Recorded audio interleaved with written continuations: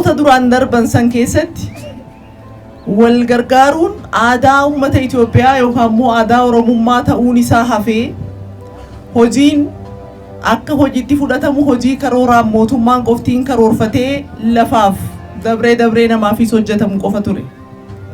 Arra paartiin badhaadhinaa keessattuu mootummaan jijjiiramaan asitti nuti rakkoon keenya guddaan of tahuu dadhabuudha.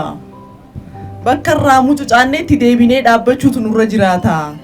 Kanaaf namummaa keenyatti aadaa saganamaatti deebi'uutu nurra jiraata. Kallattii jiru sun akka paartiitti akka mootummaattis kaa'ame kallattii san fudhannee nu hundinuu hooggansa sadarkaadhaan jiru keessattuu ji'a gannaa kana akka mootummaatti hojii bal'aan hin hojjetamu ture. Hojiin gannaa yeroon gannaa kun akka mootummaatti yeroo ca'umsaati jedhamee waan yaadamuuf hojiin babal'aan akka mootummaattis karoorfamu baay'een jiru jechuudha. Eega birraan bari'ee booda fuulbana booda hojiin hojjetamaa ture. Amma garuu jijjiiramaan asitti ilaalcha addaatiin yaadama haarawaan gannis yeroodha. Mootummaan hojii karoora qofaan karoorfatee raawwatu qofa osoo hin taane hojiin ummataaf hojjetamu kallattiidhaan bu'aa ummataatiif oolu hojjetamuutu irra jiraata.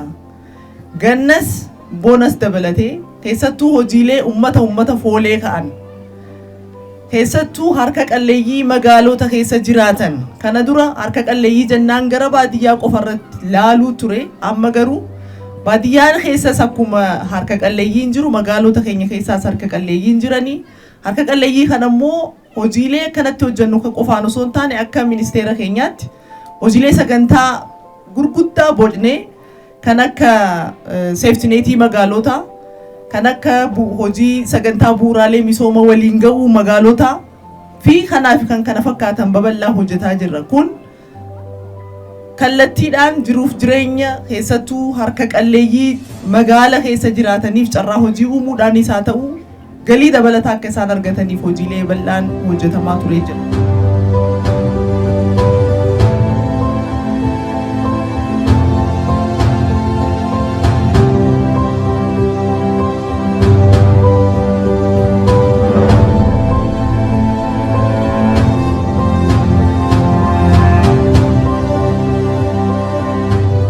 Arra magaalaa Tulluu Araaraa kanatti aanaa sabbata hawaasitti akka ministeera keenyaatti akkasumas immoo itti waamamtoota ministeera keenya ta'anii waliin taanee gaafaas dhufnu dhimmoota nuti hojjechuun nurra jiraatu akkuma warra kaanii osoo hin taane nuti warra misooma magaalaadhaatii fi bu'uuraalee Itoophiyaa misoomaa Itoophiyaadhaa guututti hojjennuu fi karoorsinu waan taaneef hojii nuti hojjennu hojii bifa addaatiin ilaalamuu qabu ta'utu irra jiraata jenneet irratti mari'annee dhufne. Akkaatuma kanaan haayiskuulii san keessatti mannee blookii tokko sadarkaa isaa eeggate mana barnootaa jechuun immoo bakka daa'imman oolan standaardii isaa eegsisuudhaaf jecha library of danda'e kan qabu qofa osoo hin taane manneen fincaanitii sadarkaa isaanii kan qabu akkasumas immoo greenery fi dhimmoota biraatis kan qaban mana barnootaa ijaarra jennee karoorfannee dhufne tokko isa.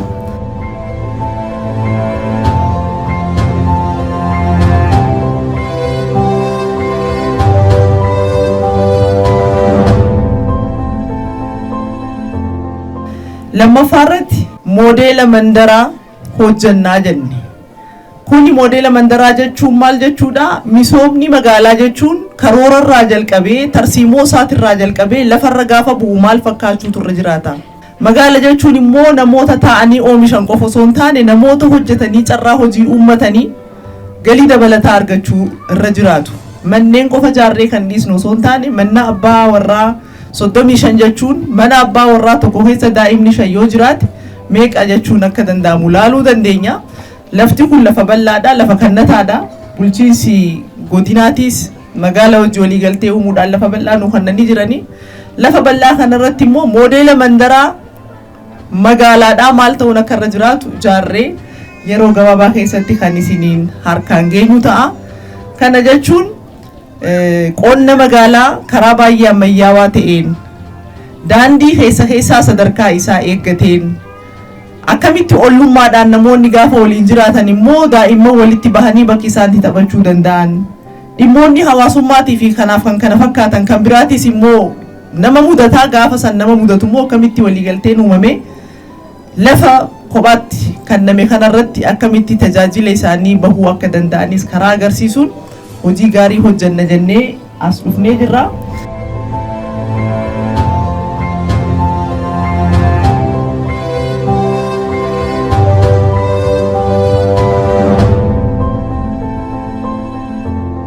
Hoggansi keenya gaggeessaan biyya kana guutuudha qofa osoo hin taane ilmi keessan kabajamoo muummicha ministeeraa Dr. Abiy Ahmed harka qalleeyyiin gargaaramuu qabanii keessattuu immoo daa'imman dhaloota boruu ta'an dhaloonni ida'amuudha kunuunfamuutu irra jiraata kallattii isaan ja'anii kaansan fudhachuudhaan nutis barattoota 3,000 ta'aniif meeshaalee barnootaa isaan barbaachisu guutumaan guututti dhiheessuudhaan wantoota isaaniif barbaachisan boorsaarraa jalqabee dabtararraa jalqabee qubeessaa fi kan biraatis dabalatee gargaarsa kan goonu taha.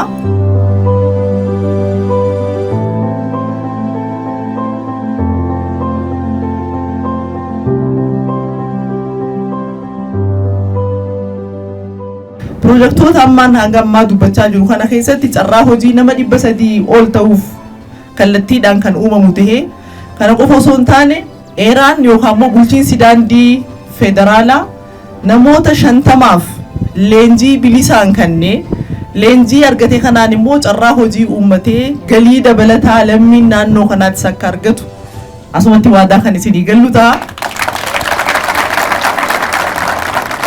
Kanaaf hojii nagammaa tarreessaa jiru kun ji'a 3tti yookaan immoo guyyaa 90 keessatti xumurree kan harkaan geenyu ta'a jennee waadaa galla. Kanammoo jiraattonni naannootis akka nu gargaartan nu cinaa akka dhaabbattan kuni moodeela ta'ee immoo babal'inaan fuula dura immoo bulchiinsi magaalaatis godinaa fi naannoonis kana fudhatee fuula dura akka deemu abdiin qaba. Nuti warra jalqabee dhiisoo osoo hin taane jalqabee xumuree uummata keenyaaf kan harkaan geessisnu taana. Rabbi nu haa gargaaru isinis nu gargaaraa waliin tarkaanfanna. Galatooma.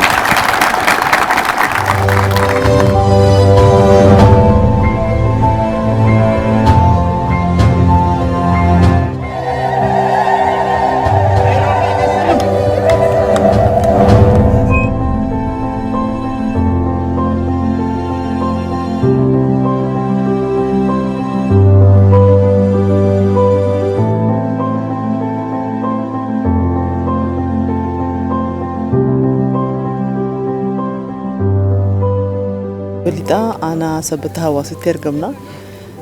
Sosochii ashaaraa magariisummaa kabajamoo muummicha ministeera keenyaa labsan giddu galeessa godhachuudhaan as dhufne akka ministeera misooma magaalaa fi bu'uuraalee federaalaatti nutis biqiltuu 130 akka dhaabnu kallattiin nu kenname akkaatuma saniin ana sabata hawaas arra tabba kanarra jirra tabbii kanarratti dhaabbate jechuun tarii waggaa 4-5 booda haala qilleensaa jijjiirama naannoo kanarratti impaktii guddaa qabaata jennee yaadna.